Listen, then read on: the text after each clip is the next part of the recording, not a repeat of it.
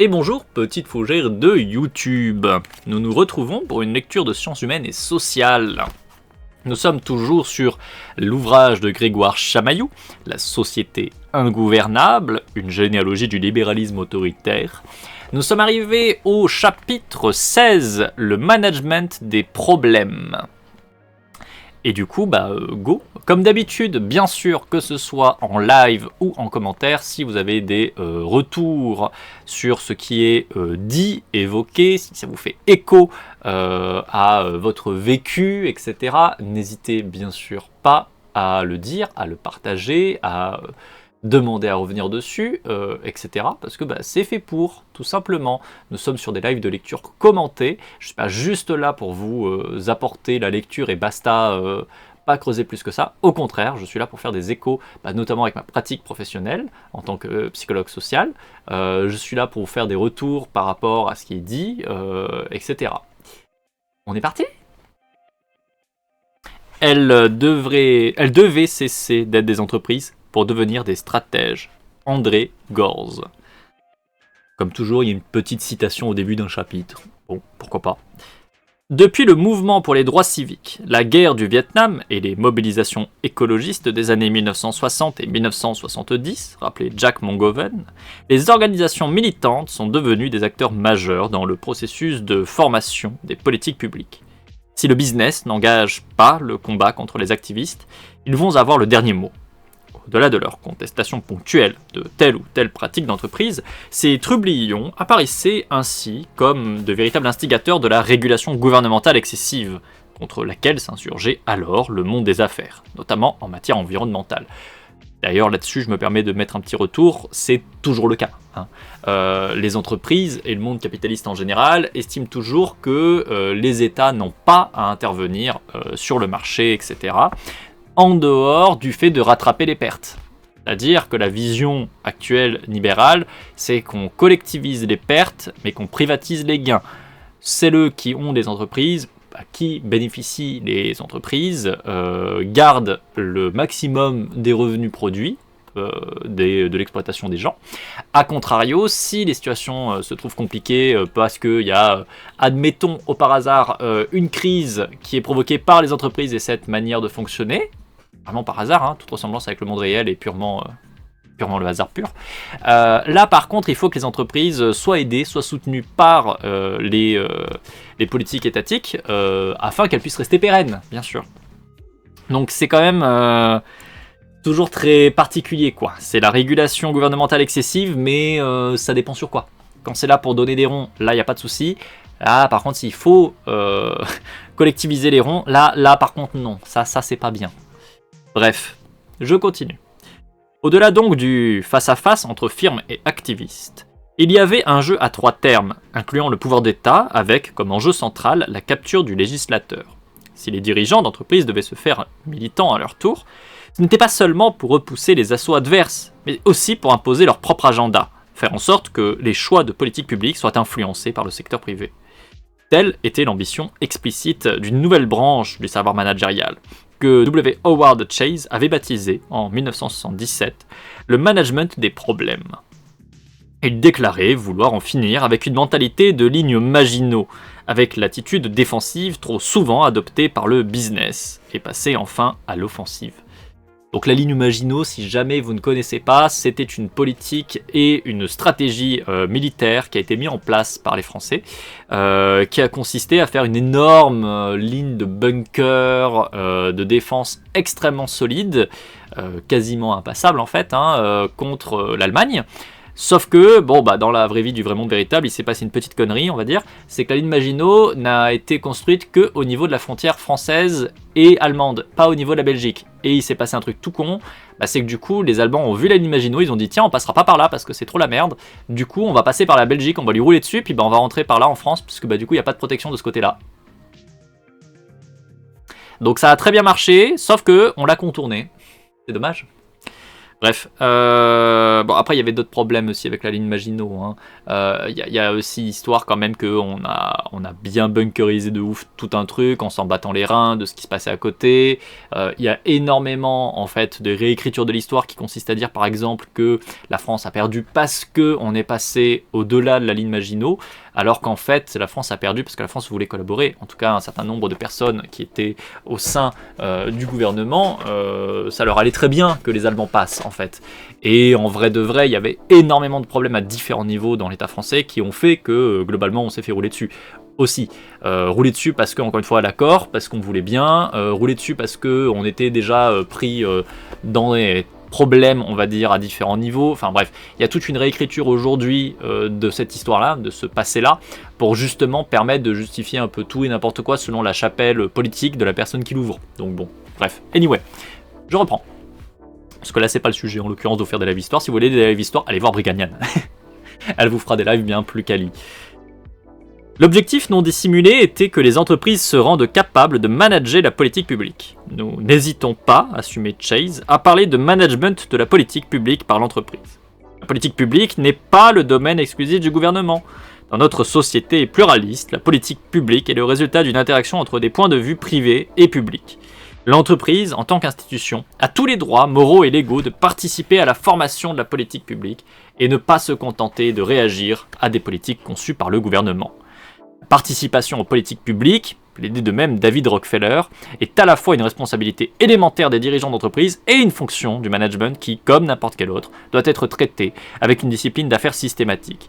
Les entreprises doivent établir des objectifs en termes de politique publique, fixer des priorités, mettre en œuvre un plan efficace et tracer des lignes directrices à l'aune desquelles mesurer leur succès. Sous couvert de pluralisme, il s'agissait en réalité d'imposer la prééminence politique des intérêts du capital. Là, exactement la phrase de conclusion, c'est parfait, c'est ce que j'aurais voulu vous rajouter si ça n'avait pas été là. C'est qu'en fait, sous un faux pluralisme, sous un faux ah bah finalement la politique c'est pas que des Jean-Michel dans un bureau, c'est plus compliqué que ça, etc. Ce qui est vrai, en l'occurrence, hein, c'est un constat que oui, la politique c'est pas juste des Jean-Michel qui vont produire, on va dire, de la politique dans une classe politique particulière, dans un fonctionnement particulier, etc. C'est vrai que tout le monde est concerné par la politique. Bah, là, en fait, on voit bien que le problème principal, en fait, c'est que c'est du pipeau. C'est que c'est juste pour imposer un rapport de force qui est à l'avantage des entreprises, à la plus grande majorité. Parce qu'en fait, sous couvert de c'est pour l'égalité, c'est pour du pluralisme, patati patata, bah, en fait, ce qui est dit concrètement, c'est toute chose est égale par ailleurs. L'entreprise n'a pas plus de pouvoir que Jean-Michel Pékin du 83, admettons. Alors qu'on sait que c'est faux. Jean-Michel du Pékin du 83, le Pecno premier, c'est juste un Pecno, c'est juste un Jean-Michel comme vous, comme moi, qui a les moyens qu'il a, donc généralement un petit salaire, voire moins peut-être, ou à peine plus. Et le truc, c'est qu'on n'a absolument pas la puissance de faire, on va dire, avancer un certain nombre d'agendas. On n'a pas cette possibilité-là, à moins de se mettre en collaboration et de vraiment avancer dans un but commun, etc. Ce que font notamment les militants.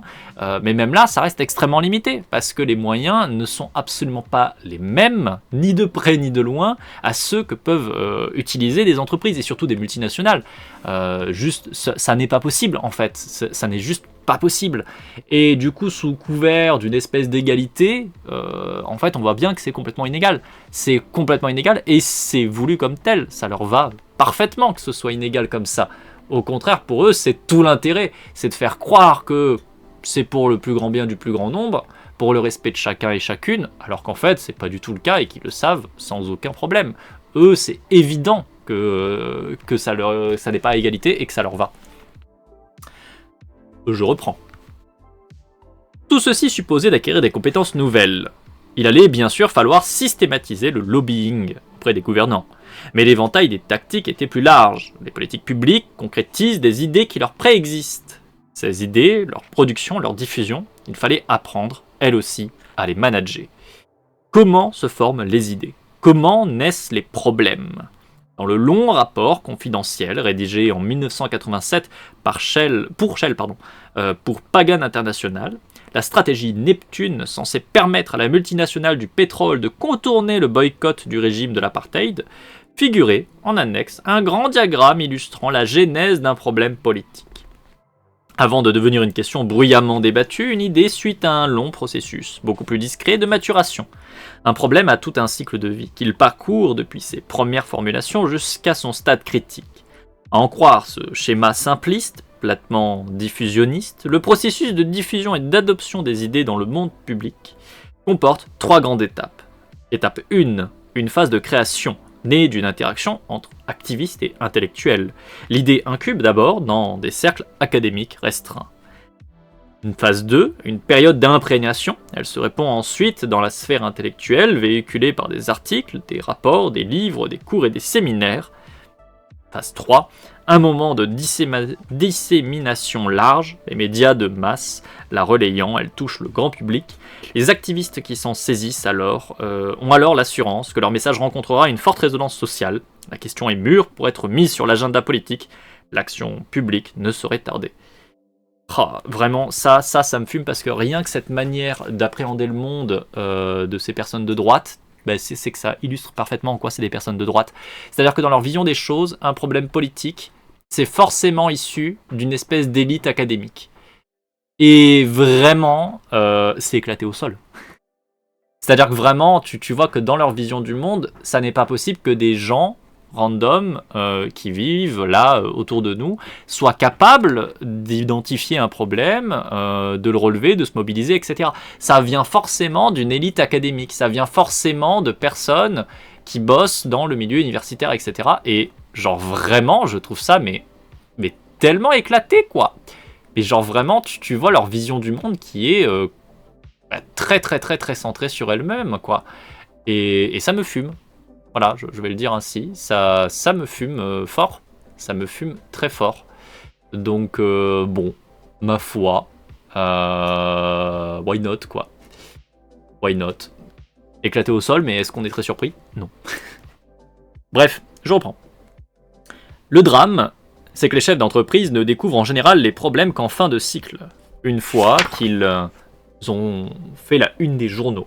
Il est déjà trop tard, car à ce stade, tout ce que peut faire le business, c'est mener une lutte d'arrière-garde, coûteuse, la plupart du temps perdante.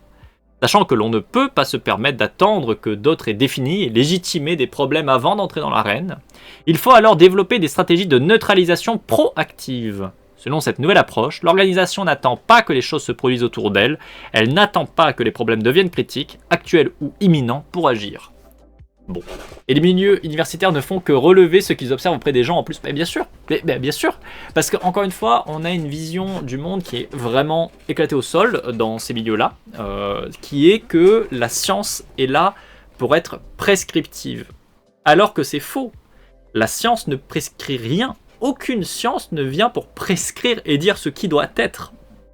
Or, dans la vision largement partagée par le patronat, par globalement les populations bourgeoises en situation justement de contrôle des sociétés, c'est d'imaginer que on fait le réel, on construit le réel, ce qui est en partie vrai, mais pas du tout comme l'entendent, et que donc à partir du moment où des scientifiques ou cela a établi au sein d'une élite que ça allait se passer comme ça allait se passer comme ça, et puis c'est tout. Parce qu'elles ont décidé, alors ça va exister, ça va être. Alors que c'est faux. Le fait est que, oui, effectivement, nous sommes dans des sociétés qui sont des constructions sociales. C'est vrai, c'est une évidence. Pour le coup, un certain nombre de choses relèvent de comment est-ce qu'on construit nos sociétés, c'est vrai. Par contre, il y a des éléments qui sont complètement indépendants, et en fait, beaucoup même de ces éléments sont complètement indépendants, dépendent de choses qu'on observe et qu'on peut seulement du coup décrire. Et c'est pour ça que les sciences sont prescriptives. C'est leur taf de décrire ce qu'elles voient, mais juste de décrire ce qu'elles voient, et pas du tout de venir dire c'est comme ça que ça doit être. Sauf que, encore une fois, dans un monde politique, on va dire patronal, dans des visions plutôt conservatrices, élitistes, etc., eh ben, on a une vision qui est à contre-courant et qui consiste à dire que c'est les sciences et donc le milieu académique, notamment élite, qui va décider ce qui va se faire, ce qui va se créer. On le retrouve assez facilement quand vous regardez aujourd'hui par exemple les paniques morales, donc qui se font notamment sur tout ce qui est les milieux progressistes. On va vous dire que aujourd'hui, s'il y a des contestations, s'il y a du militantisme qui se fait sur les questions par exemple LGBT, sur les questions racistes, sur les questions féministes, etc., etc., c'est à cause d'un soi-disant milieu universitaire islamo-gauchiste, je sais pas quoi, patati patata. Parce que dans leur vision du monde, ce n'est pas possible que ce soit les gens là qui vivent au sein des sociétés qui se rendent compte qu'il y a un gros problème dans la manière dont on fait société, qu'il y a un gros problème de racisme, qu'il y a un gros problème de validisme, qu'il y a un gros problème de sexisme, qu'il y a un gros problème de plein de niveaux en fait. Pour eux, c'est pas possible. Pour eux, c'est forcément une forme d'élite, de près ou de loin, qui les combat. Parce qu'ils ne voient pas le monde autrement que comme ça. Et vraiment, c'est aberrant. C'est aberrant, mais c'est systématique. Malheureusement, c'est très systématique de voir ainsi. Je reprends.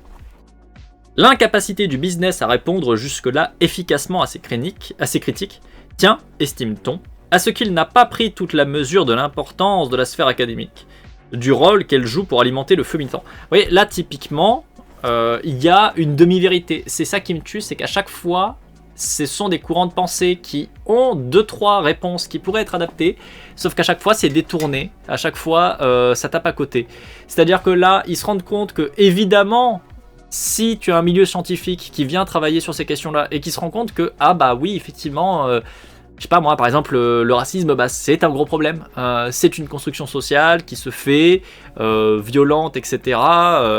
Bref, peu importe quoi, que le milieu scientifique va apporter des éléments, peu importe l'oppression, peu importe le problème soulevé, quoi. Vous allez avoir un soutien forcément du milieu scientifique qui va se faire, puisque bah, il constate que ce qui est relevé par le peuple, par les populations, est basé en fait. Donc ils vont dire bah oui, on est plutôt d'accord. C'est notamment un des retours que moi j'avais eu il y a pas mal de temps déjà quand j'étais en études et après, c'était de me dire mais attends, mais toi t'es de gauche parce que tu viens du milieu scientifique. Et ma réponse était je suis de gauche parce que quand tu travailles vraiment véritablement dans le milieu scientifique, je vois pas comment tu ne peux pas être pour le progrès en fait. C'est-à-dire qu'à partir du moment où tu constates comment fonctionnent les choses, ou en tout cas un certain nombre de choses, parce qu'on a très loin d'avoir la science infuse, je ne vois pas comment tu peux vouloir freiner absolument à tous les niveaux. Je vois pas comment tu peux être conservateur. Je vois pas comment tu peux te dire tiens, je vais me comporter comme un connard égoïste, etc. Je vois pas comment c'est possible quand, notamment dans le domaine plus particulier que moi j'ai fait, à savoir les sciences humaines et sociales, tu vois à quel point fonctionne le réel. Enfin, je vois pas comment tu peux te dire ah bah tiens, je vais donner 200% de pouvoir à la droite, à l'extrême droite, aux oppressions, etc. Enfin, non. Oui, je suis de gauche parce que je suis passé par des études, et en fait c'est pas parce que les études te font être de gauche, c'est parce que quand tu fais ces études là, bah en fait tu vois comment fonctionne le monde, point. Et quand tu vois comment fonctionne le monde, bah il y a beaucoup de choses à en redire quoi. Donc c'est, mais à chaque fois en fait c'est pareil. Là leur propos c'est de dire ah vous avez vu le milieu académique est très important parce que c'est lui qui insuffle un feu qui alimente le feu militant. Et t'es en mode, bah non, c'est pas dans ce sens-là. Enfin, oui, en soi, le milieu académique va forcément donner des ressources au milieu militant, mais c'est pas le milieu académique qui fait que le milieu militant se mobilise. C'est pas le propos, ça a pas de sens, parce qu'encore une fois, ça relève d'une vision des sciences, qui est une vision des sciences comme étant prescriptive, ce qui est faux, ce qui n'a pas de sens, ce qui n'a pas de réalité. C'est... Bref, c'est juste, voilà, c'est éclaté au sol. C'est pas étonnant, mais c'est toujours...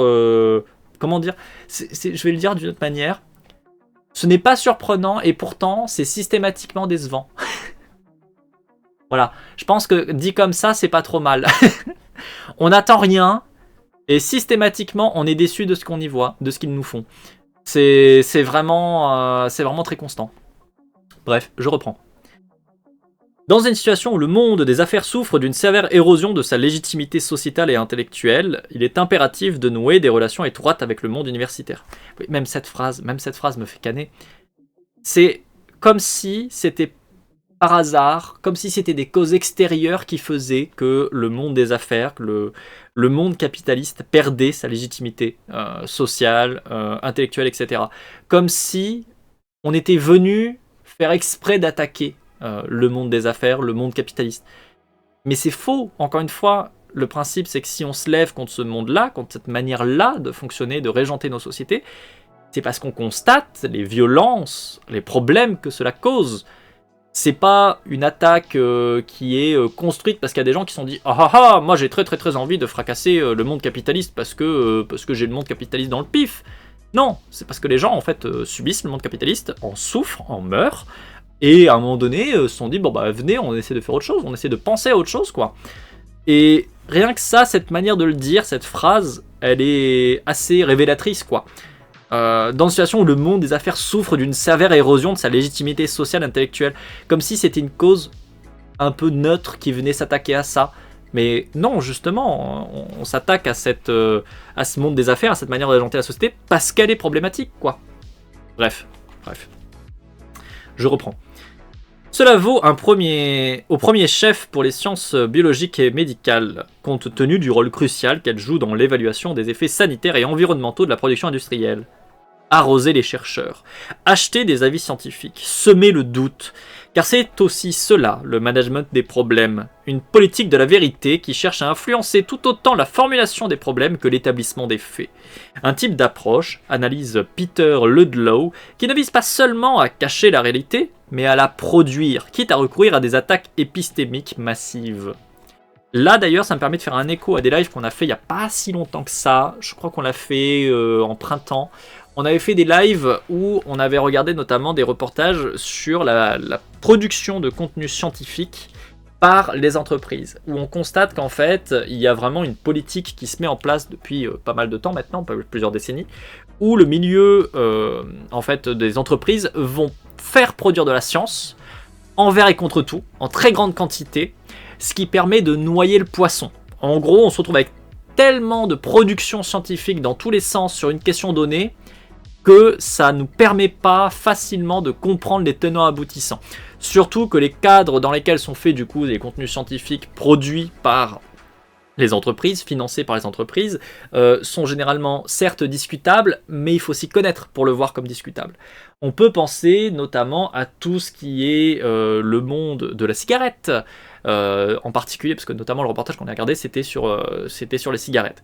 Et en fait, on se rendait compte que les entreprises avaient produit énormément de recherches sur les impacts de la cigarette, mais en faisant des conditions d'expérimentation, en tournant d'une certaine manière les recherches pour pouvoir dire un peu tout et n'importe quoi, et généralement pour pouvoir dire il n'y a pas d'effet significatif, on sait pas trop.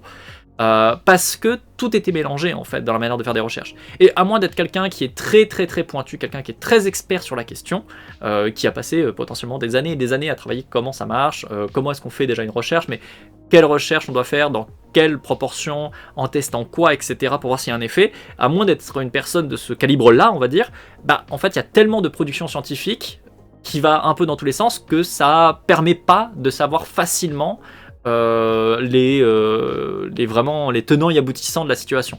Et ça, c'est ce que fait globalement le monde capitaliste, le monde des entreprises depuis des décennies. On a vu la même chose par exemple avec le pétrole. Le pétrole, vous avez Total Energy, etc.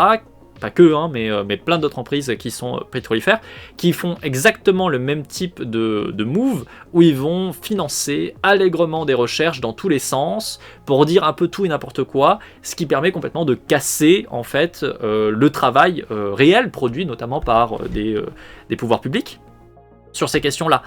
Et ça permet du coup après de pouvoir faire des interventions publiques et même parfois des interventions dans des colloques scientifiques avec des gens qui le financent, qui permet de vraiment perdre la clarté, perdre la visibilité, d'empêcher un consensus scientifique de s'établir, alors que pourtant si on creuse vraiment la question proprement, avec des études solides, avec des expérimentations solides, on se rend compte relativement facilement de l'écueil en fait. Mais encore une fois, il faut avoir le temps, il faut avoir les ressources, et ça c'est quelque chose qui n'est pas disponible. Et encore une fois, les entreprises, elles ont tellement de moyens qu'elles peuvent vraiment inonder complètement par des dizaines de milliers de productions scientifiques. Faut bien se rendre compte des chiffres. On se retrouve avec des dizaines de milliers d'articles sortis par les entreprises ou par des scientifiques payés par les entreprises, là où en face, les scientifiques, on va dire, issus du monde public, etc., qui travaillent sur ces questions-là, eux vont produire peut-être quelques dizaines, peut-être quelques centaines, et encore, généralement c'est plutôt de l'ordre de la dizaine, d'articles, et ça permet vraiment de complètement noyer l'information. Il y a tellement d'informations accessibles qu'on ne peut pas trouver la bonne. Encore une fois, à moins d'être quelqu'un qui s'y connaît particulièrement, qui sait comment ça fonctionne. Mais même comme ça, même en étant quelqu'un de particulièrement expert sur la question, il faut bien se rendre compte que lire les articles, pour pouvoir les écarter, ça prend du temps. Quand vous avez des dizaines de milliers d'articles qui existent sur une question, les lire, remarquer que chaque article est complètement éclaté au sol, ça vous prend un temps phénoménal. Rien que ça, déjà, c'est une manipulation, c'est un pouvoir de nuisance énorme que possèdent les entreprises et que les entreprises utilisent. Encore une fois, on le sait, on l'a vu. Dans le cas de la cigarette, c'est documenté, c'est montré depuis des décennies. Il y a même eu des procès parce que justement, il y a eu des informations qui ont été communiquées, des gens qui bossaient en fait dans les entreprises, qui se sont rendus compte de ce qui se passait et qui n'ont pas trouvé ça ok, qui sont venus prendre des documents qui étaient donc confidentiels, cachés dans des stocks vraiment à l'entreprise privée où très peu de personnes avaient accès, qui sont venus en fait copier les documents pour les rendre publics à la presse, etc. C'est comme ça qu'on s'est retrouvé avec des procès qui ont fini par avoir eu lieu, qui n'ont pas fait de grands changements, on va pas se mentir. Et pareil dans le monde en fait des entreprises du pétrole, et pareil dans plein d'autres entreprises en fait. Il faut vraiment avoir un peu un coup de chance, avoir quelqu'un qui à l'intérieur permet d'avoir de la visibilité sur ce qui se fait. Comment, pour pouvoir un peu retourner la situation, parce qu'encore une fois, il y a tellement d'informations données que on s'y perd. On s'y perd parce que c'est fait pour. Vraiment, c'est une politique, c'est pensé comme tel, c'est produit comme tel. Bref, je reprends. Les grandes entreprises, conseille-t-on aussi, doivent se doter de capacités de veille stratégique, leur permettant d'identifier les problèmes émergents et de suivre leur trajectoire afin d'intervenir au bon moment. En la matière, la règle d'or est la suivante. S'agissant de questions qui menacent la survie et la croissance d'une entreprise, il ne faut jamais leur permettre d'atteindre la phase de crise. Ça, rien que ça, qui menace, ça veut tout dire. C'est-à-dire que si ils estiment que ça menace, il faut intervenir, point. Même si ça ne se concrétisera jamais, dans le doute, on y va et on goume. Rien que ça dit tout. Et c'est pour ça aussi qu'aujourd'hui, les paniques morales sont aussi énormes. Bien sûr, dans le monde de l'entreprise, mais pas que. C'est exactement le même mode de fonctionnement qu'il y a. Sur le plan organisationnel, les tâches de management des problèmes doivent être confiées aux responsables du planning stratégique plutôt qu'à des chargés de relations publiques. Le professeur de management, S. Prakash Sethi, suggère ainsi, en s'inspirant de la cellule de crise, mise en place par Pagan pour Nestlé, que les grandes entreprises créent en leur sein des unités de business stratégiques que l'on nommerait officiellement, de façon plus présentable, des centres de responsabilité sociale. Vous voyez à quel point c'est du foutage de gueule, quoi. C'est vraiment tellement, mais pensé, réfléchi, c'est vraiment machiavélique, quoi. Les mecs sont des connards, ils savent que ce sont des connards et ils en ont rien à foutre. Ça leur va. Au travail de veille externe s'adjoint une dimension prévisionnelle interne. Voir venir à l'avance les problèmes que l'on va soi-même susciter par son activité. Une firme qui développe des nouvelles technologies doit s'interroger en amont sur les effets potentiels sur la société, anticiper les réactions de rejet qu'elles pourraient entraîner. Le planning corporate à long terme, écrit Patakos, requiert bien plus que l'approche vague et traditionnelle du marketing centrée sur la question « est-ce que ça va se vendre ?» Les stratèges du business doivent aujourd'hui considérer et estimer l'impact de leur plan sur l'environnement socio-politique général. Ça aussi, ça me tue parce qu'encore une fois, on est sur Billy, t'es si proche du point important, du point pertinent, et pourtant tu passes complètement à côté.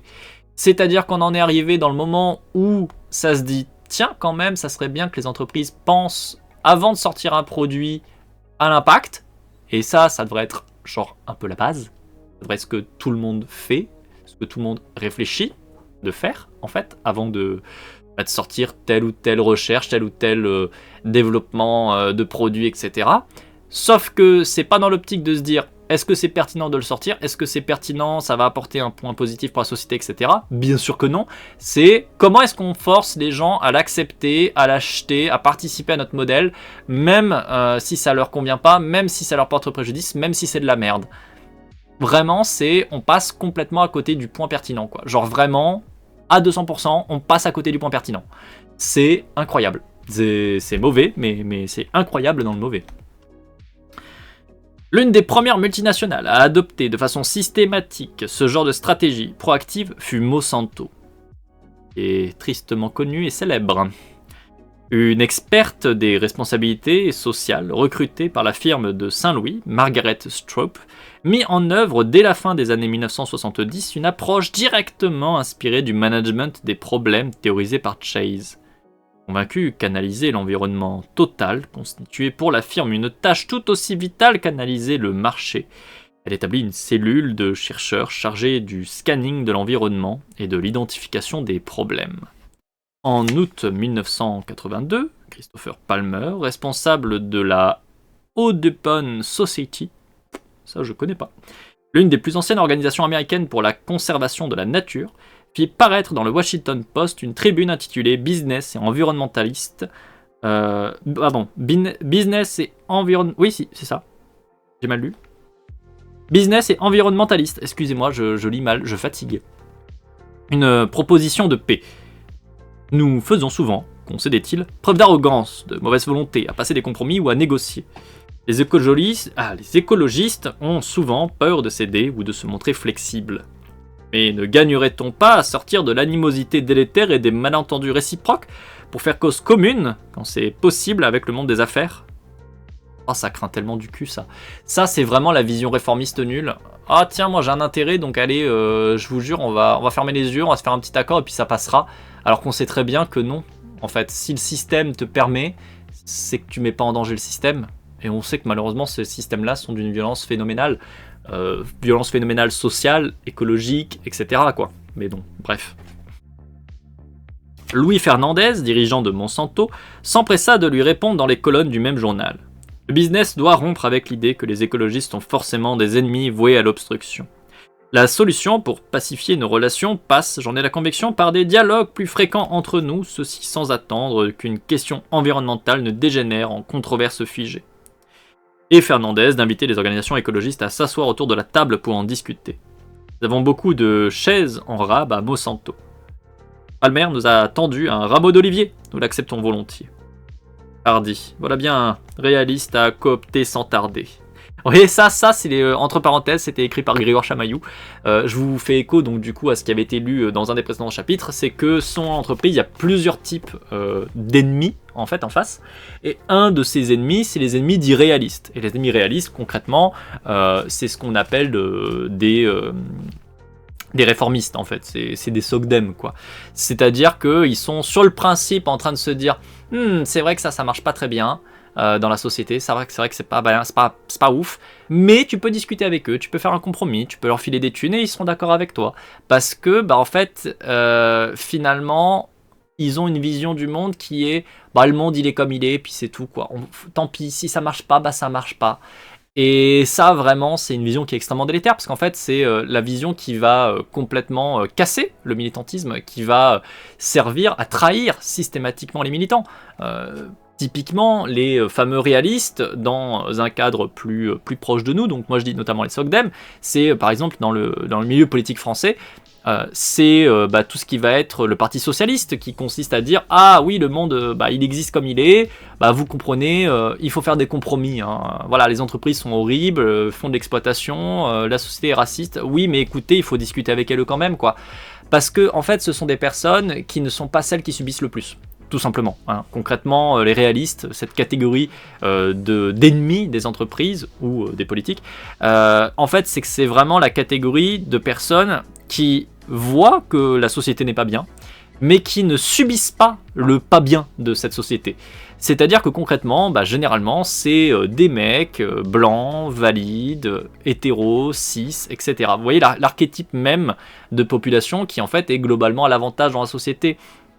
Du coup, ils se disent c'est vrai qu'humainement, c'est pas ouf notre société, mais en fait ils sont pas concernés par tous les problèmes qu'il y a, ou en tout cas par très très peu des problèmes qu'il y a. Et donc du coup ils peuvent tout à fait faire alliance avec les sociétés, avec les entreprises, avec les politiques conservatrices, violentes, etc. Parce que concrètement eux ils vont y gagner un avantage tout en passant pour quelqu'un de bien, quelqu'un qui essaie de faire progresser, etc. Alors que fondamentalement, ils ne changent rien, ils ne changent pas le paradigme. La seule chose qui change, c'est qu'ils s'acquièrent eux des avantages là-dessus. Donc finalement, assez nul à chier quoi comme move. Hein. Voilà, on va le dire assez crûment. Je reprends. Laissons le temps au rameau d'olivier, apportons-lui des nutriments et voyons si nous pouvons lui faire porter des fruits mutuellement bénéfiques. Ainsi se célébrèrent les noces de l'industriel et des défenseurs des oiseaux. Monsanto monta dans la foulée plusieurs partenariats avec des ONG, des projets sur la protection de zones humides, sur le traitement des déchets toxiques, sur le financement de l'Agence de protection de l'environnement. Signe de l'importance centrale que la direction de la firme accordait à la question, c'était le président de la compagnie en personne qui supervisait la stratégie de construction des coalitions avec les groupes de défense de l'environnement. De fait, beaucoup de grandes ONG écologistes, entre guillemets, ont prospéré depuis le début des années 1980 sur ce genre de deal avec l'industrie. À l'époque, Monsanto avait décidé de prendre le tournant des biotechnologies. Les dirigeants savaient pertinemment que leurs nouveaux produits pouvaient se heurter à de fortes résistances sociales. L'enjeu était de sécuriser la réorientation de leur stratégie industrielle en adoptant très en amont une approche préventive de management des problèmes. Dès 1984, le comité pour les problèmes émergents de Monsanto identifiait plusieurs questions clés pour sa stratégie d'influence sur les politiques publiques, dont la régulation des biotechnologies, les droits de propriété intellectuelle, la politique agricole, les dispositifs de compensation pour la pollution. Ces questions étaient considérées comme si décisives pour l'avenir de la firme que chacune avait été directement placée sous la supervision d'un haut dirigeant de la compagnie. Il nous en faut, en tant qu'hommes d'affaires, manager la tâche délicate consistant à faire entrer ces problèmes dans l'arène publique, déclarait alors Fernandez. On ne se contentait plus là d'une simple opération de greenwashing, on allait bien au-delà de la com. On mettait en œuvre la stratégie préemptive dont je viens de retracer les principes. Si nous sommes assez audacieux, si nous continuons à nous battre pour nos intérêts avec détermination et créativité, promettait Fernandez en 1984, nous ferons la course en tête et nous réussirons à mener à bien nos opérations sans aucun heurt. Vous voyez encore une fois cette vision du monde qui est vraiment une vision du monde où il faut gagner quoi. Dans leur vision du monde, c'est vraiment la concurrence partout. Vraiment partout. Hop, excusez-moi, je réponds à quelqu'un. Hop, voilà. Mais bon, bref, encore une fois, est-ce que c'est très surprenant ? Pas du tout. Dans la fresque historico-philosophique que je m'efforce de retracer ici, nous avons rencontré 3 grandes conceptions du gouvernement privé d'entreprise. La première, celle des managérialistes des années 1950 et 1960, le penser par analogie avec le pouvoir de l'État. La seconde, celle des économistes néoclassiques des années 1970, niant tout rapport de pouvoir, réduisait la question de la gouvernance à un problème d'agence, consistant à aligner la conduite managériale sur la valeur actionnariale. Passer ainsi de la managérialité éthique à la gouvernementalité néolibérale dans son volet financier. Mais un troisième moment apparaît ici. À la gouvernance économique s'ajoute, en tant que complément pratique, un art du management stratégique de l'environnement social. C'est-à-dire, pour le dire autrement, en gros, quand la crise du monde capitaliste a commencé à apparaître, quand on a vu que ça posait des problèmes sociaux, des problèmes politiques, des problèmes écologiques, etc., vous avez donc forcément des économistes qui ont commencé à tout remettre en question. Et là, en fait, ce qu'on constate, c'est qu'après une première évolution, puis une seconde, la troisième, c'est pas vraiment une nouvelle évolution, c'est plutôt un rajout. C'est-à-dire que là, on en est au moment qui va amener concrètement à ce que là, aujourd'hui, on a comme société, à savoir une société qui consiste à nier les rapports de force, à dire que tout est égal, que finalement, Jean-Michel, patron d'entreprise, qui se trouve à avoir des moyens financiers, des moyens médiatiques, etc., énormes, il vaut tout autant que vous, moi, n'importe quelle personne random que vous croisez dans la rue. Son avis n'a pas plus d'importance, n'en a pas moins. Ce qui, fondamentalement, est faux. Fondamentalement est faux parce que justement, comme je l'ai dit, quelqu'un qui est issu d'une entreprise, qui est issu du monde capitaliste, il se retrouve tellement avec une situation d'avantage social, économique, médiatique, politique, etc., que bien évidemment, ça n'a pas la même portée, ça ne peut pas avoir la même portée, c'est pas possible. Surtout qu'on voit bien qu'ils se saisissent de ces moyens-là. Donc non seulement il y a cette construction qui consiste à dire tout est à égalité, tous les avis sont équivalents, ce qui nie tellement de choses, mais bon bref. Mais en plus de ça, on en arrive donc avec cette évolution-là qui est en train d'être décrite, qui est que en plus de ça, en ayant conscience d'à quel point tout ça c'est faux, à quel point tout ça c'est de l'hypocrisie, le patronat se dit il faut qu'on vienne produire la politique. Il faut que nous, on choisisse ce qui se discute politiquement, socialement. C'est nous qui allons là maintenant décider. Non seulement ils nient qu'il y a des rapports de force, mais en plus, ils choisissent sciemment de les mettre en pratique, de les utiliser autant que possible à leur avantage. Donc on est vraiment sur la construction d'une société qui est bien dégueulasse, quoi. Et encore une fois, qui explique le pourquoi de aujourd'hui on en est où on en est. Je reprends. Ce qui se dessine alors, c'est une autre notion du gouvernement privé d'entreprise, une acceptation qui diffère à la fois de celle du managérialisme des décennies précédentes et de la gouvernance actionnariale de la firme, qui se formule en parallèle à la même période. Tandis que le managérialisme éthique se proposait de gouverner l'entreprise dans des formes d'un despotisme éclairé, cette nouvelle managérialité stratégique entend gouverner le monde social qui l'entoure en y déployant un art de la manipulation de l'environnement externe, physique, social et politique, destiné à le rendre plus réceptif aux activités de l'entreprise. Le paradoxe, c'est que au moment même où les théories néolibérales de la firme nient les rapports de pouvoir et rejettent en bloc la notion de responsabilité sociale des entreprises, les conseillers de ces mêmes entreprises font absolument tout le contraire. Tandis que les uns dépolitisent la firme en théorie, les autres travaillent à la repolitiser en pratique. Tandis que les premiers rejettent la RSE comme une illusion dangereuse, responsabilité sociale et économique, s'entend, les seconds l'embrassent au contraire comme un subterfuge utile. Tandis que les uns conçoivent la firme comme du pur contrat, les autres y voient partout du conflit. Différents secteurs de la classe dominante, bien que défendant les mêmes intérêts, se mettent ainsi à développer des conceptions contradictoires de leur objet. Et c'est là où il faut bien comprendre que tout ce beau monde, ça va travailler main dans la main, qu'ils le veuillent ou qu'ils le veuillent pas.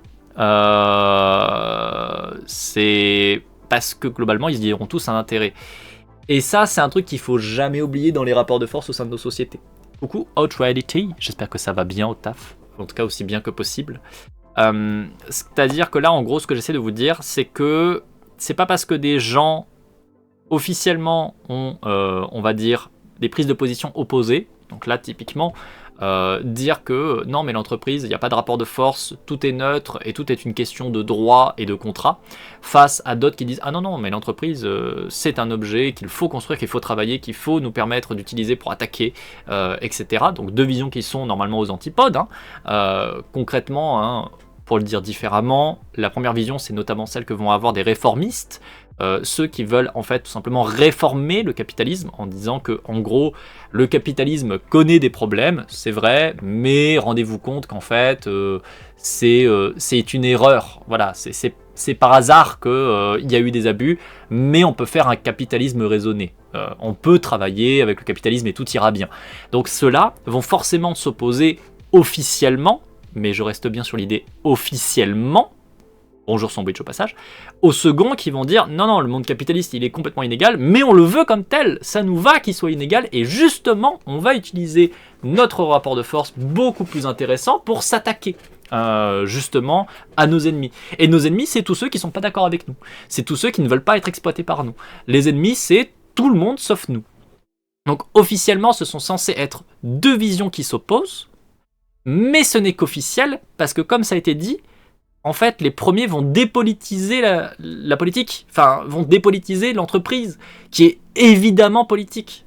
Encore une fois, ça se voit notamment avec les seconds, qui sont vraiment dans l'optique de l'entreprise est politique, les projets de l'entreprise sont politiques, il faut que nous décidions de la politique, il faut que nous décidions de ce que font les États, comment doit être régentée la société, etc. Donc littéralement, c'est politique, l'entreprise est vue comme politique, et qu'il faut l'utiliser comme telle, la penser comme telle. Dans les faits, les premiers servent de marchepied au second. Parce que si tu dépolitises à tous les niveaux l'entreprise, son impact, ses rapports de force, etc., du coup, tu ne permets pas de repenser comment ça fonctionne.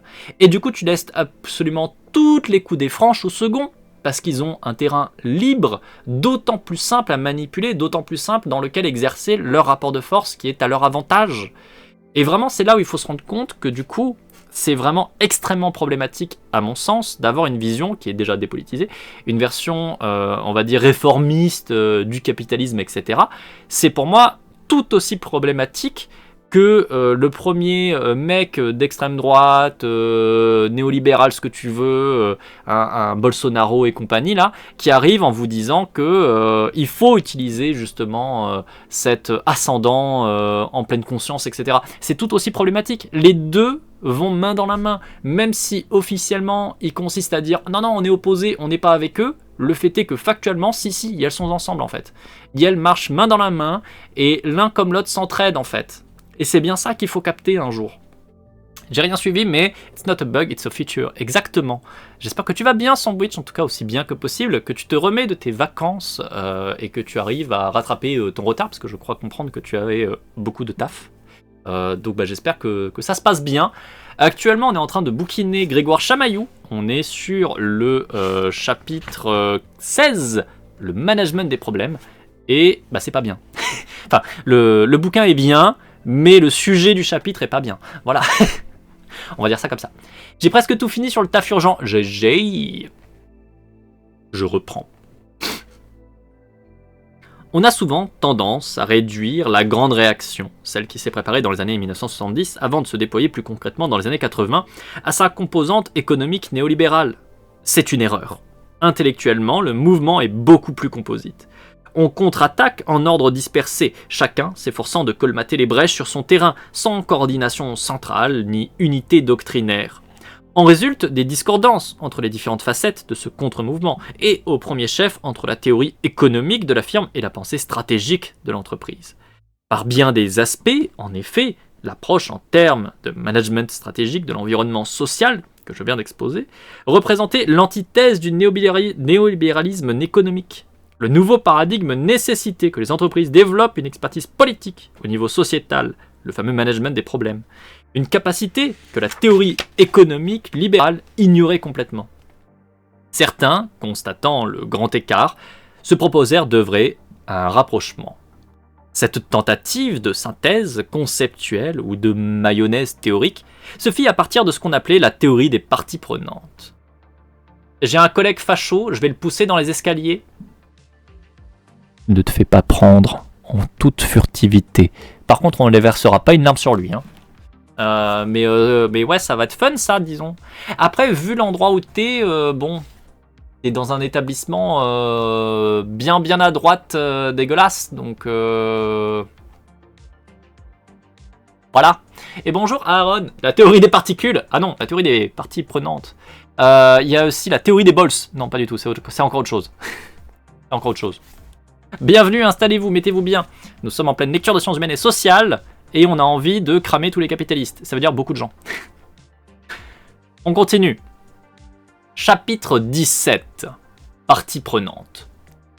Alors, pour peu que les combattants aient des amis, des patrons, pour peu qu'ils jouissent de quelque notoriété, on voit accourir chez le stakeholder ou dépositaire des enjeux les dilettanti du genre qui prennent des billets pour assister à la lutte. Les têtes s'échauffent. Les paris s'engagent.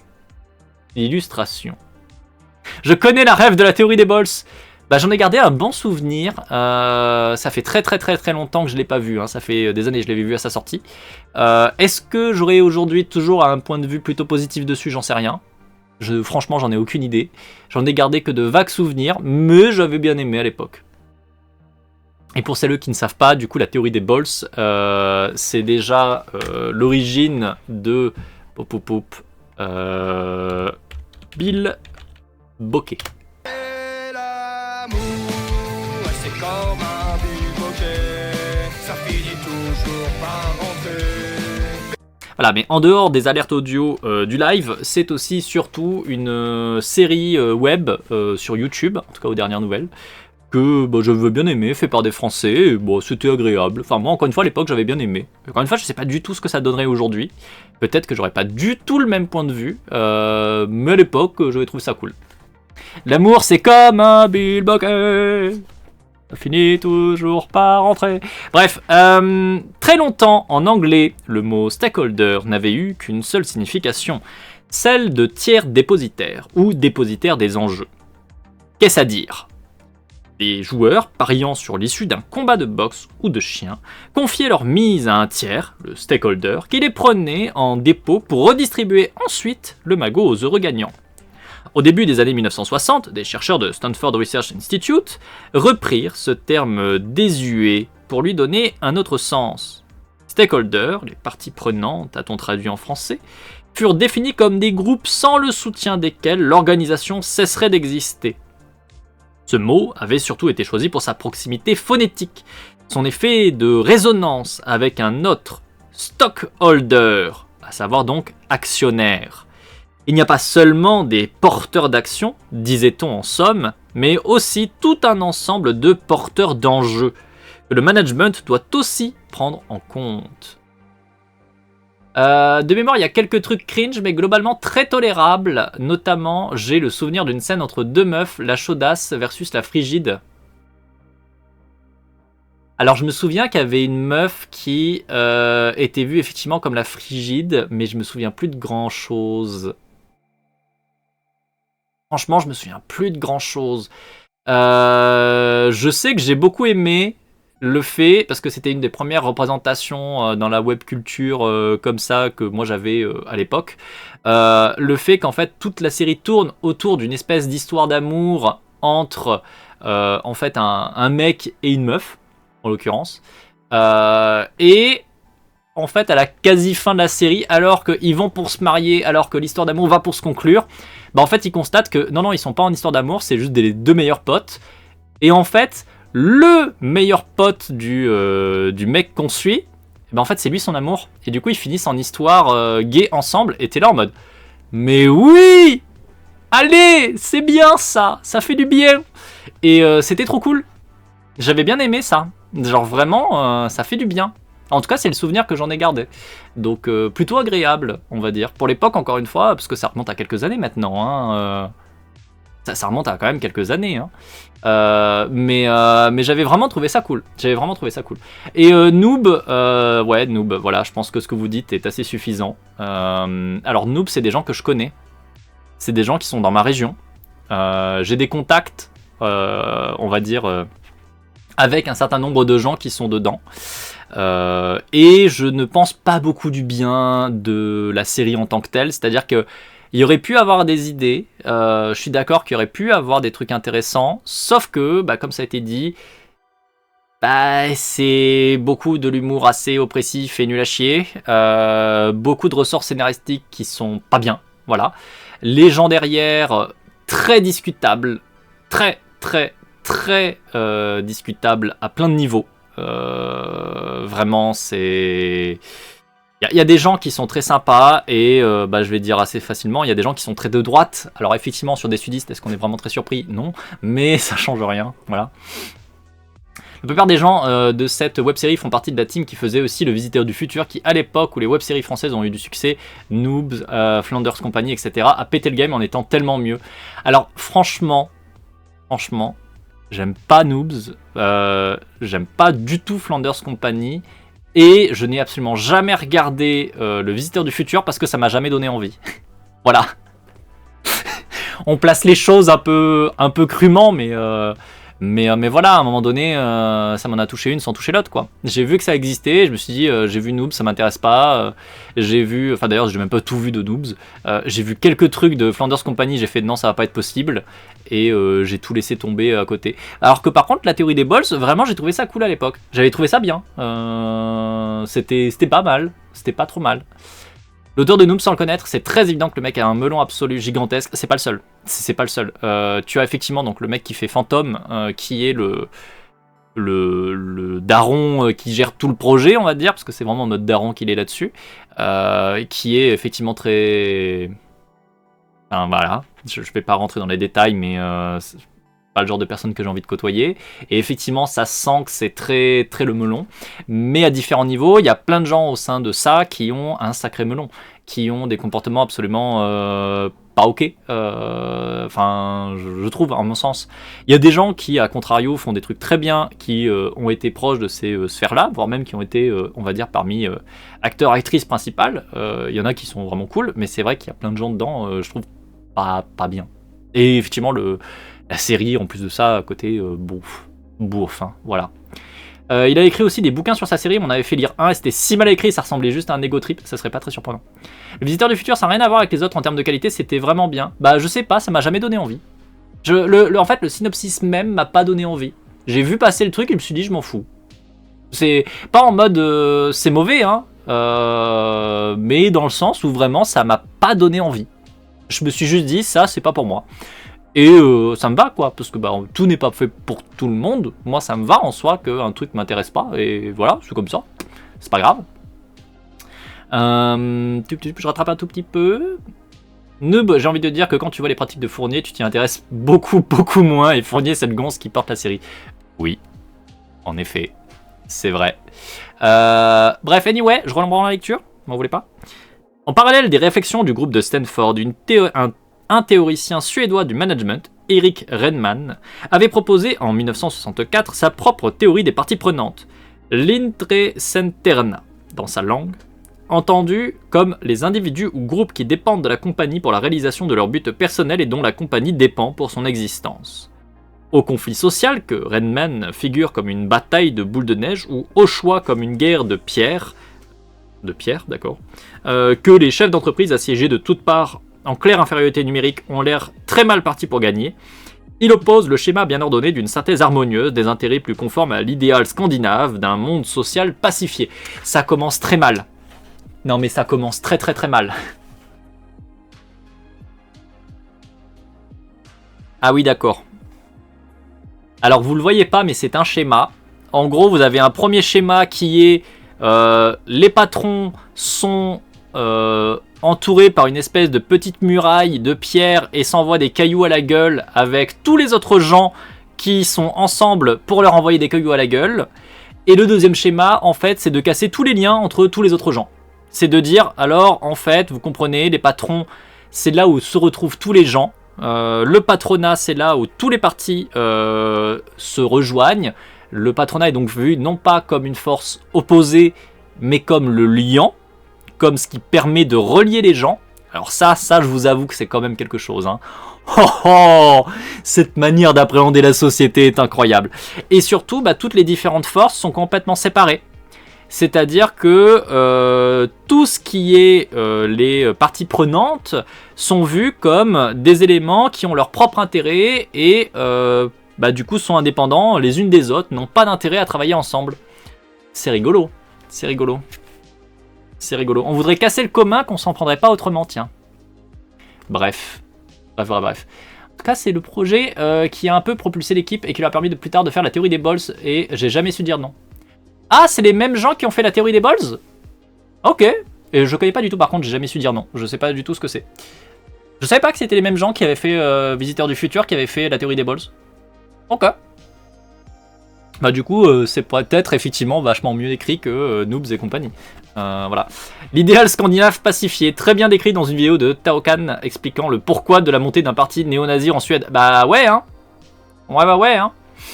Donc bon. J'ai jamais su dire non, c'est une web série dans le même lore que la théorie des balls. D'accord. Et ça focus sur d'autres personnages. D'accord, très bien. La théorie des balls, c'est même la suite de J'ai jamais su dire non. Ah, d'accord. Ah bah c'est con parce que du coup je l'ai jamais vu. J'ai vu que la théorie des balls. Donc j'ai vu la suite. Très bien, bon. Je reprends sur les néolibéraux de l'enfer.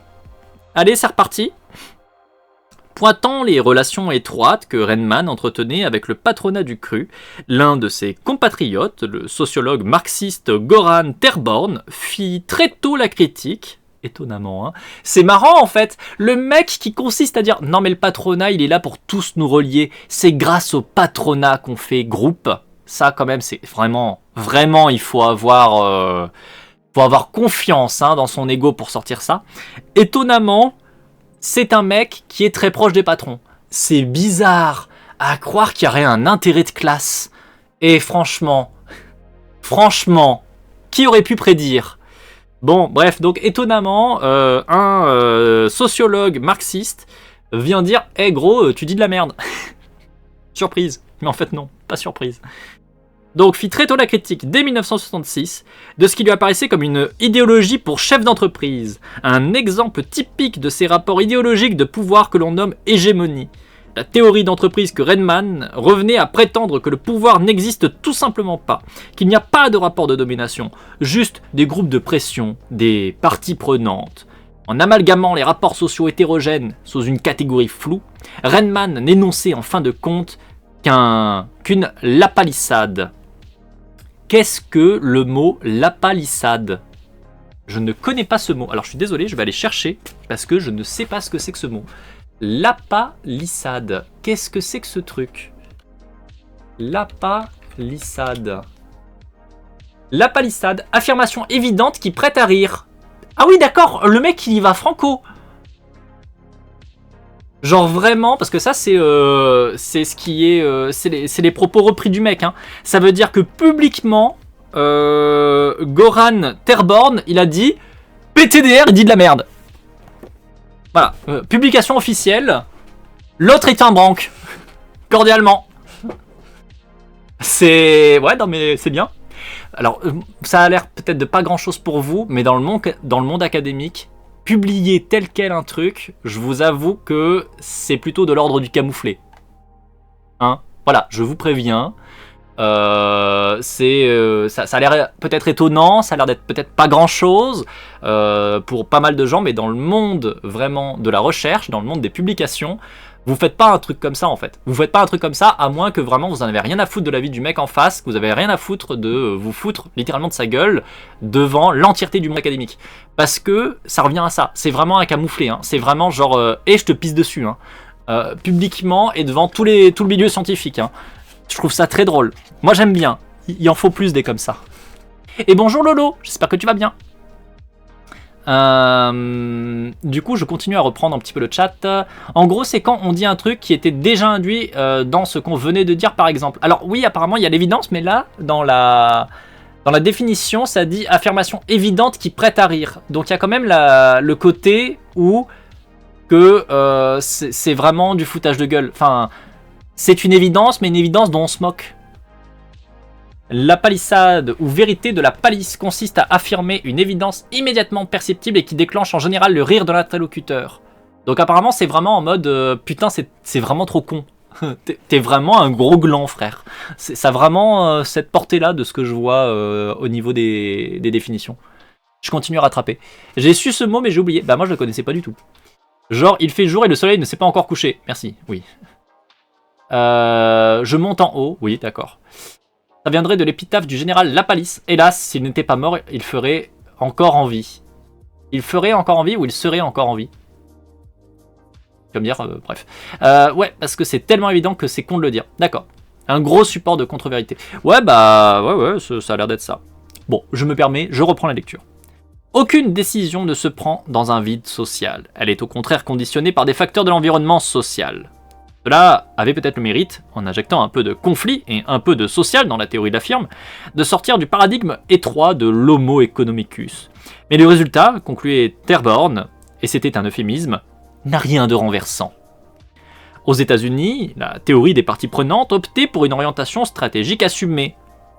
Il nous faut désormais, observait William Dill en 1975, faire face à un environnement actif, intrusif, peuplé d'individus et d'organisations qui cherchent à exercer une influence directe sur les décisions stratégiques de l'entreprise. Il y a, là dehors, à l'extérieur des firmes, toute une masse de gens, appelons-les les parties prenantes, qui ne cessent de poser les questions qui fâchent sur la protection environnementale, les politiques d'investissement à l'étranger et les pratiques de l'emploi. La théorie des parties prenantes se présente alors comme une réponse à cette contestation élargie, à ce problème d'environnementalisation qui affecte alors l'entreprise. Face à une contestation multivectorielle, le management ne peut plus ignorer son environnement social et politique. Il vit désormais dans un monde de contestataires et il va lui falloir s'y habituer. Et pas de se remettre en question, hein. Il va falloir s'habituer à lui rouler dessus, à l'écraser. Pas du tout à le prendre en compte, à l'écouter. Évidemment. Je reprends. Il ferait encore envie, mais ouais, ça sonne comme s'il serait encore en vie. Je crois que c'est ce qui a fait devenir ça une sorte de blague. Je suis en train de me renseigner. En gros, il y aurait eu une erreur de lecture, donc celle-ci, qui a fait naître le rire et donc le mot. Ok. Bah, comme quoi, on apprend des choses tous les jours. Très bien, merci. Je reprends la lecture. R. Edward Freeman, ancien étudiant en philosophie reconverti dans la théorie du management, publie en 1984 ce qui est devenu l'ouvrage de référence dans ce champ. Management stratégique, une approche en termes de parties prenantes. La firme, expose-t-il, subit des assauts sans précédent, une pression accrue exercée en externe par des groupes de pression clés, dont les consommateurs, les écologistes, les actionnaires, les employés, les syndicats, les gouvernements. Elle est en état de siège. Réagir est une question de survie. Connaissez la musique. Bon, encore une fois, l'idée c'est pas du tout d'écouter les critiques, l'idée c'est d'écraser les critiques. L'idée n'est pas du tout de prendre en compte que potentiellement l'entreprise et le monde capitaliste fait de la merde. L'idée c'est de trouver comment continuer à l'imposer. Et vraiment, ça me fume, quoi. Le manque total de capacité de recul, quoi. Genre vraiment, c'est... ouais, on est des connards, ouais, puis on le revendique. C'est quelque chose. Alors sérieusement, aux USA, pas mal de gens prennent l'écologie comme un cheval de Troie du communisme. Et en même temps, oui, c'est pas étonnant. C'est pas étonnant. C'est pitoyable, c'est pas bien, mais c'est pas très étonnant. Alors je vois le marqueur de VOD, mais je vais continuer encore un petit peu. Pour faire face, selon Freeman, les dirigeants d'entreprise ont avant tout besoin d'un nouveau cadre conceptuel, d'une nouvelle façon de concevoir les rapports entre la firme et son dehors. Traditionnellement, on se les représentait à l'image d'une chaîne productive avec différents maillons. À une extrémité, les fournisseurs qui apportent des ressources, puis l'entreprise qui les transforme en produits, et enfin, à la sortie, les clients qui achètent. Input, output.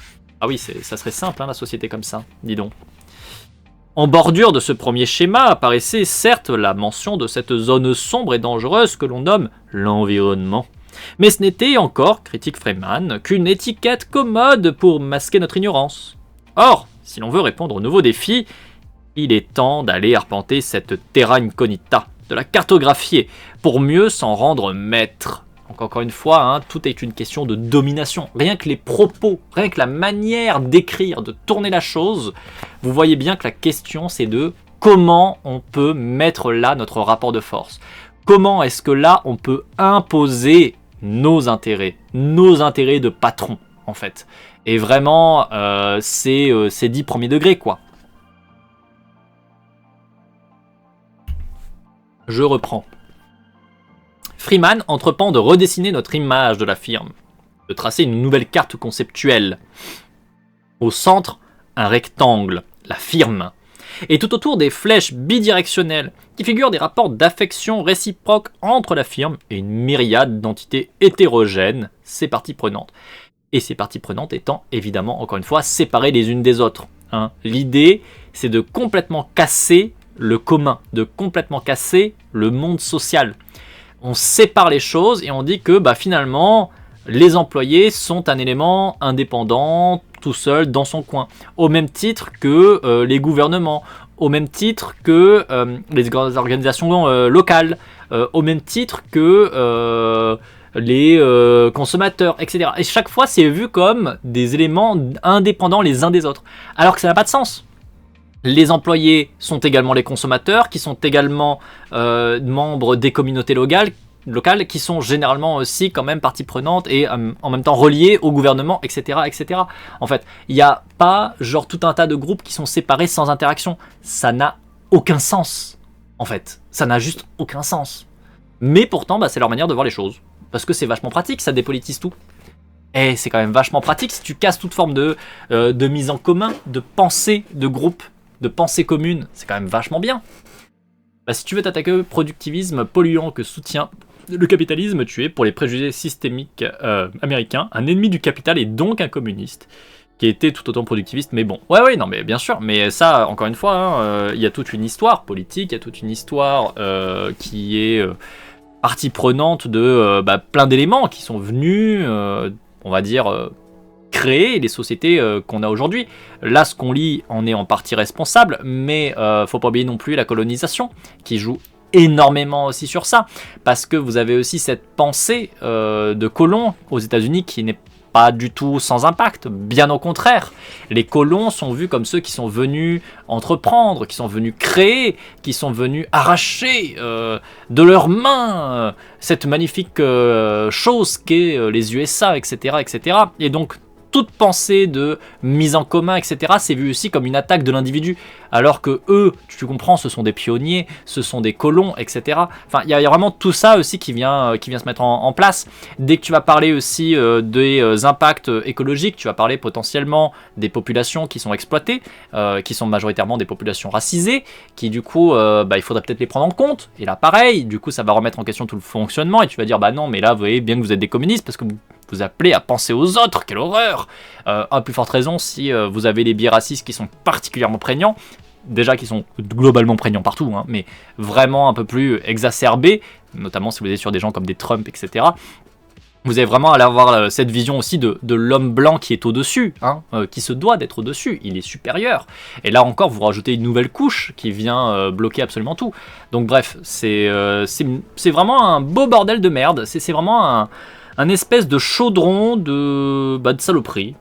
C'est assez incroyable. À chaque fois que tu te dis, tiens, j'ai déjà suffisamment le goût de caca, on peut te rajouter un petit peu de goût de caca en plus. Parce que ça manque. Hein. Vous avez pas envie d'un petit chaudron de caca, ça vous donne pas envie? Pourtant, les USA, c'est un bon exemple. Hein. Pas que, hein, mais... parce qu'encore une fois, la France, elle est pas en retard là-dessus non plus. Hein, mais bon, bref. Je reprends la lecture. Cette représentation de la firme en pissenlit, et non pas en pipi-sans-lit, évoque celle développée à la même période pour la théorie du Nexus, en parallèle de Jensen et Meckling, qui définissent la firme comme un entrelac de rapports contractuels. Freeman la conçoit comme une constellation d'intérêts en rapport de coopération et de concurrence. À l'idée d'un lien entre différents porteurs de capital semble répondre celle d'une relation entre diverses parties prenantes, porteuses d'un intérêt dans la compagnie. Se dessinent donc au même moment deux images de l'entreprise, l'une en économie, l'autre en management, qui malgré leurs différences, nous allons y revenir, n'en présentaient pas moins un air de famille, une certaine isomorphie. Oui, les USA qui s'est fondé sur un continent vierge, un peu comme Israël, voilà, c'est la même logique, hein, logique de colon, avec l'extermination d'un peuple, avec la destruction de tout ce qui existe avant, la négation absolue et totale des natifs, de leur culture, de leur existence, etc. Ouais. C'est la même logique à tous les niveaux. C'est pas sans raison si aujourd'hui les USA soutiennent Israël. Hein. Ça sort pas de nulle part. Hein. Ça sort pas de nulle part. Je continue ou pas? Attendez, je regarde un peu. Non, je vais pousser encore un petit peu avant de couper la VOD. Dans la notion de politique, Carl Schmitt proposait un schéma permettant d'analyser la formation de la conceptualité libérale. Une lumière blanche traversant un prisme optique s'y décompose en plages chromatiques distinctes. De même, les concepts politiques qui transitent par cette forme de pensée s'y diffractent pour se projeter en notions séparées. Ils s'y scindent selon deux faisceaux divergents orientés sur des pôles opposés, l'économie et l'éthique. Ainsi, dans la pensée libérale, le concept politique de lutte se mue en concurrence du côté de l'économie et en débat du côté de l'esprit. La notion d'État ou de société, vue sous l'angle de l'éthique et de l'esprit, sera une image de l'humanité inspirée d'une idéologie humanitaire. Vue sous l'autre angle, elle constituera l'unité économique et technique d'un système uniforme de production et de communication. Discutable sur 20, mais d'accord. Il y a non seulement éclatement ou dédoublement, mais aussi éclipse des concepts politiques concrets, rendus impensables par cette diffraction même, et remplacés par des couples de concepts abstraits, des doublés éthico-économiques dont chaque élément ne comporte plus qu'un aspect tronqué de la notion initiale. En conséquence, les concepts libéraux se meuvent tous de façon fort caractéristique entre l'éthique, l'esprit, et l'économique, les affaires. Émanant de ces pôles opposés, ils tendent à annihiler la politique. L'antagonisme politique disparaît ainsi du champ du concevable pour y être remplacé d'un côté par les notions de concurrence économique, de l'autre par celles de débat éthique. On aboutira de la sorte, annonce-t-il, à tout un système de concepts démilitarisés, dépolitisés. Les théories de l'entreprise que nous étudions ici semblent participer d'un processus de diffraction similaire. Au rapport concret se substituent d'un côté sur le pôle économique les abstractions de la théorie des nexus, de l'autre sur le pôle éthique, celle de la théorie des parties prenantes. Ah bah ouais, hein. Ça donne envie. Hein. Après, j'ai pas besoin de réagir particulièrement parce que ce que dit Grégoire Chamaillou est assez clair, hein, je pense. Il vous met bien en avant que en fait, tout ce travail-là, ça casse toute forme de politique. En fait. Ça casse la pensée même politique de ce qu'on voit. Ça permet de découper en plein de petits éléments qui sont séparés, qui n'ont pas de lien l'un avec l'autre, alors que ça n'a aucun sens. Évidemment que tout est relié, évidemment que tout s'influence. C'est pas des éléments qui coexistent comme ça, totalement indépendants les uns des autres, par la grâce magique du hasard, en fait. Bien sûr que non. Mais bon, bref, encore une fois, demander à des gens de droite, conservateurs, etc., d'avoir un peu plus de réflexion que le bout de leur nez, c'est compliqué en général. Hein, on va pas se mentir que c'est très compliqué. Bon, ceci dit, petite fouleur de YouTube, on va s'arrêter là-dessus. Un peuple ne peut être occidental et capitaliste ailleurs, il n'y a que des tribus, voyons. Oui, mais ça, encore une fois, faut pas oublier qu'il y a une énorme part de responsabilité dans le suprémacisme blanc, dans ce qu'est nos sociétés actuelles. Enfin, on ne peut pas nier le racisme systémique, en fait. C'est pas... Et vraiment, c'est pas genre anodin. Notre société capitaliste telle qu'elle est faite, elle est conçue sur l'exploitation de peuples. Donc de fait, oui, il y a cette vision dans le monde capitaliste que les seuls peuples valides, les seules manières d'appréhender le monde, c'est la manière occidentale, donc blanche, capitaliste. C'est vraiment une partie prenante de ces théories, même si là, c'est pas forcément dit dans le livre de Grégoire Chamaillou, encore que ça a été évoqué notamment dans les premiers chapitres au début, peut-être que ça sera évoqué plus tard dans le livre aussi, mais le racisme n'est pas quelque chose qui est ne serait-ce même qu'une conséquence malheureuse. Hein. C'est littéralement dans l'ADN même du mode de fonctionnement capitaliste. Le capitalisme est un fascisme, ça ne peut pas être autre chose. Son fonctionnement même de base au capitalisme, et à plus forte raison aujourd'hui avec le néolibéralisme, c'est littéralement l'exploitation de minorités, l'exploitation d'une grande majorité de la population pour une petite élite. Genre, on ne peut pas les décorréler, on ne peut pas les enlever. On peut même pas dire qu'il y en a un qui est apparu par hasard par rapport à l'autre. Non, ça va ensemble, c'est pensé ensemble, c'est construit ensemble. Le modèle capitaliste que nous avons est un modèle qui s'est basé sur le mode de fonctionnement du suprémacisme blanc. On peut pas l'enlever, en fait. Encore une fois, c'est pas quelque chose qui évolue comme ça dans l'environnement autour ou quoi que ce soit. Non, c'est littéralement une des briques même du truc. Aka le capitalisme racial. Ceci dit, petite fougère de YouTube, ça fait une grosse VOD de 1h17. Nous allons nous arrêter là-dessus. Petite fougère de YouTube, à très bientôt pour la suite de la lecture de Grégoire Chamaillou. Ciao, ciao.